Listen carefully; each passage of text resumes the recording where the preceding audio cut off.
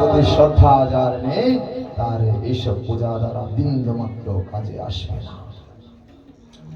কেন পিতাকে বলা হয়েছে পিতা সর্গো পিতা ধর্ম পিতহি পরমং তপঃ পিতরি পৃথিম আপন্নে প্রিয়ন্তে সর্বদেবতা।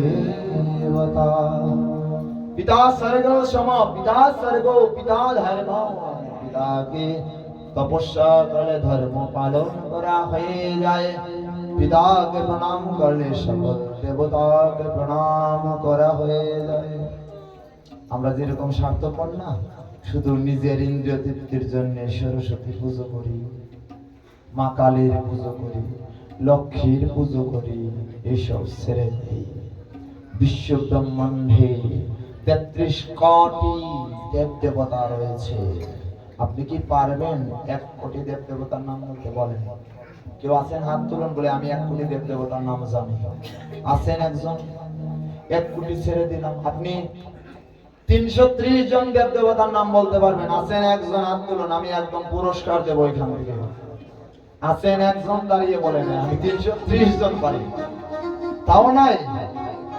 আচ্ছা, ৩৩ জন দেব দেবতার নাম কে বলতে পারেন? হাত তুলুন, তার জন্য পুরস্কার আছে। তাও নাই? তাহলে কার পুজো করছি? বলছে যাকে দেখছি তার পুজো করছি। চোখের মধ্যে যাকে ভাসে তাকে প্রণাম করি। তো আমি তো আর দেব দেবতার পুজো করি না। আমার স্বার্থের জন্য যখন সরস্বতী পূজা গেল বিদ্যা লাভের জন্য সকল স্টুডেন্ট, কিন্তু বৃদ্ধরা পূজা করে না। লক্ষ্মী পুজো করে, নববধূ যারা আছে তারা ধন সম্পত্তি লাভের নিমিত্তে তারা গৃহলক্ষ্মী মা। এখন লক্ষ্মী আর আগের লক্ষ্মীর মধ্যে তফাৎ। যখন সন্তান হয় না দেখবেন মায়েরা ঘুম থেকে উঠে ৪টার সময়, সূর্য ওঠার আগেই উঠতে হয়, কেননা শাশুড়ি মা ওই শিক্ষা দিচ্ছেন। আর যখন একটা বাচ্চা হয়ে যায় তখন সে আর ওই মা বৃদ্ধ হয়ে যায়, তখন উঠে 10টার সময়। শাশুড়ি মা উঠে সকল কাজ করে আর সে জমিদারের কন্যার ন্যায় ঘোরায়। বলো না গো রাধে রাধে? বলেন ঠিক কিনা? এই জন্য তো বড় যখন ছেলে হয় সে ভগবত ভক্ত হয়, আর ছোট বাচ্চারা চঞ্চল হয়। ঠিক বলছি তো? ছোট বাচ্চারা চঞ্চল হয় না কেন হয়? তখন তো আমার ভগবত ভক্তিটাই কমে যায়। ঠাকুরকে দেয়া থেকে শুরু করে সেই শ্রদ্ধাটাই তো দিনে দিনে চলে যায়। এটা দিতে হয় তাই দেই। আসলে তো ভিতরে কিছু নাই, সব জিরো। দিতে হয় তাই দেই, লোক দেখানো ২ নাম্বারই কাজ। আগে বলেছি এইরকম। মনে রাখবেন, দেবতার পুজো করবেন, দেবতার পূজায় কামনা বাসনা আছে, কিন্তু ভগবানের কাছে পুজো করলে কোনো কামনা বাসনা করতে নেই। আরেকটি কথা বলে দিচ্ছি, দেবতার কাছে কখনো মানত করবেন না। আমি এসএসসি পরীক্ষায় পাশ করব, আগামীতে রাম ঠাকুরের মন্দিরে হরিল্লোড় দেব। আমি এসএসসি পরীক্ষায় যদি A+ পাই, দাদু কি করবো জানেন? ১ ছড়ি কলা দেব।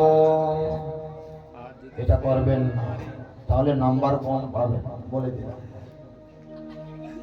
কখনো মানত করবেন না।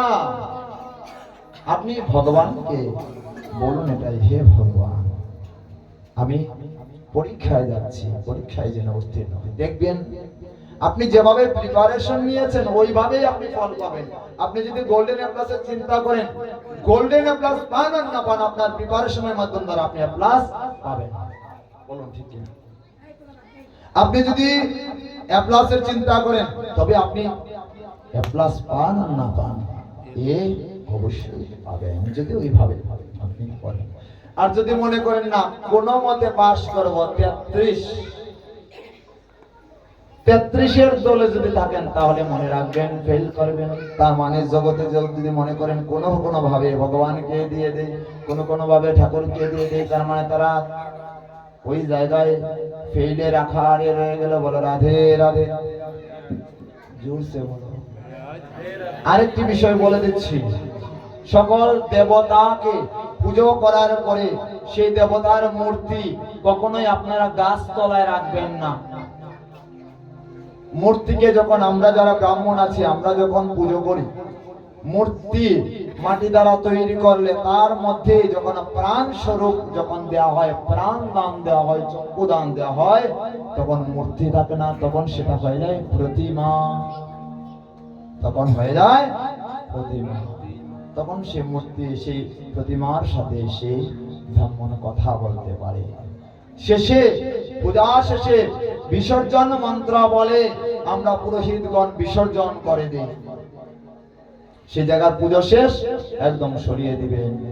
আমরা অনেকের ঘরে গেলে দেখি সরস্বতী মূর্তি রেখেছে, পুজো শেষ করে মূর্তি কখন ঘরে রাখতে নেই, তাতে আমাদের অকল্যাণ, তাতে আমাদের অকল্যাণ হয়ে যায়। তাই পুজো করে, আচ্ছা কেন কল্যাণ হয় আমি দেই উদাহরণ দিই, আমরা একটু বুঝি। আপনার বাবা মারা গিয়েছেন, প্রাণ থাকতে তো সে অশুচি নয়, শুচি। প্রাণ চলে গেলে সে অশুচি। আচ্ছা, আপনার বাবা যখন মারা যান, আমরা তাকে কি করি? ক্ষিতি অপতেজ মরুদ্ভূম, পঞ্চভূতে বিলীন করে দিই, অথবা জ্বালিয়ে দিই, অথবা কি করি? মাটি পুঁতে দিই, অথবা নদীর জলে বিসর্জন করে দেই। তো দাদু করি না? যখন করি, এইভাবে না করে যদি আপনার পিতাকে গাছের সাথে হাত পা এইভাবে ঝুলিয়ে যদি রাখা হয়, কিরকম লাগবে? আপনার বাবার মৃত শরীরটাকে এইভাবে যদি হাত পা ঝুলিয়ে রাখা হয়, এভাবে ধরে, আনন্দ লাগবে না? তখন দেখবেন আপনার বাবার শরীরে একদম ইট পাটকেল ছুটছে, আপনার বাবার চোখ বিভৎস হয়ে গিয়েছে, চোখ চলে গিয়েছে, শকুন ছিঁড়ে ছিঁড়ে কাটছে, হয় কিনা? সুন্দর লাগবে না দেখতে? লাগবে। আমি প্রতিটা জেলায় গিয়েছি, দেখি গাছের নিচে রেখে দিয়েছে, কেউ ঢিল মেরে দিল, সরস্বতী মায়া যে পুজো করেছিলাম ওটার কান চলে গেল, এরকম হয়তো? এটা কখনোই করা উচিত নয়। এতে অপরাধ সব থেকে বেশি হয় যারা পুজো করছেন, মূর্তি তৈরি করে। তাই আমাদের কি করতে হবে? 3 হাত, এভাবে হাত নয়, 3 হাত এতটুকু মাটি গর্ত করে তারপরে ওই মূর্তিটাকে চাপা দিতে হয়। নতবা শাস্ত্রে এরকম বিধান রয়েছে, আপনি কি করবেন? জলের মধ্যে বিসর্জন দিবেন। কিন্তু ভগবানের পুজো করে ভগবানকে কখনো জলের মধ্যে বিসর্জন দেওয়া যায় না। ভগবান ব্যতিরেকে যত দেব দেবতা রয়েছে, সরস্বতী, গণেশ, কালী, সরস্বতী যারাই রয়েছে, সবার বিগ্রহ বা শ্রীমূর্তি কি করবেন? জলের মধ্যে বিসর্জন করে দিবেন। আগামীকাল আমি এখানে আজকে দেখেছি সরস্বতী মূর্তি, মনে হয় আপনাদের এখানে আছে গাছতলায়। মূর্তিটাকে সরিয়ে গঙ্গা জলে বিসর্জন করে দিবেন। অনেকে বলে সরস্বতী মূর্তি গঙ্গা জলে বিসর্জন করতে নাই, কোথাও আমি খুঁজে পাইনি। মূর্তি মানে বিসর্জন করে দিতে হয়, তার অস্তিত্ব থাকে না। বলে ঘরের মধ্যে যদি আপনি সরস্বতী মূর্তি রেখে থাকেন, তাকে সরিয়ে দিবেন, আপনার যদি কল্যাণ চান। ঘরের মধ্যে কখনো দেবীর মূর্তি দুটো রাখতে নেই, একই প্রকার দুর্গার মূর্তি হোক, কালীর মূর্তি হোক, রাখতে নেই। ঘরের সামনে যখন আপনি বের হবেন, রাধারানী অথবা কৃষ্ণের চিত্রপট বা গুরুদেবের চিত্রপট রাখবেন। কখনোই মা কালীর সেই ভয়ঙ্কর রূপ, দুর্গার ভয়ঙ্কর রূপ যদি আপনি সেই মূর্তিটাকে যদি আপনি রাখেন, চিত্রপট রাখেন, তবে আপনার সেন্সটা ওই দিকে চলে যাবে, আপনার অকল্যাণ হতে পারে। বলো রাধে রাধে। তাই ভক্তবৃন্দ, অনেক সময় হয়ে গিয়েছে, অনেক কথা শুনিয়ে দিলাম। আমাদের পাঠের 5 মিনিটের মধ্যেই বিশ্রাম হয়ে যাবে, তারপরে ভক্তবৃন্দ সবাই প্রসাদ নিয়ে যাবেন।